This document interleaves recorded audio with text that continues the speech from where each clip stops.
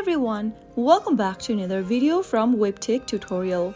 In today's episode, I'm going to be showing you a quick and easy to follow steps on how to change a language on your Webull application. So in order to do that, follow the steps till the end. Launch open your Webull application from your app drawer and also make sure that you're logged into the account. Once you are, tap on the menu button located at the lower right hand corner of the screen. You will then be able to see your profile visible on the screen. Now, tap on Settings. From the list, tap on the General option on the next page and then tap on the Language option. You will be able to see the list of available language you can choose from. Select the language of your preference and you will be able to set a different language for your Webull application. So that's how it can be done. If you found the video to be helpful, go ahead and give us a thumbs up. Don't forget to subscribe to the channel by hitting the subscribe button.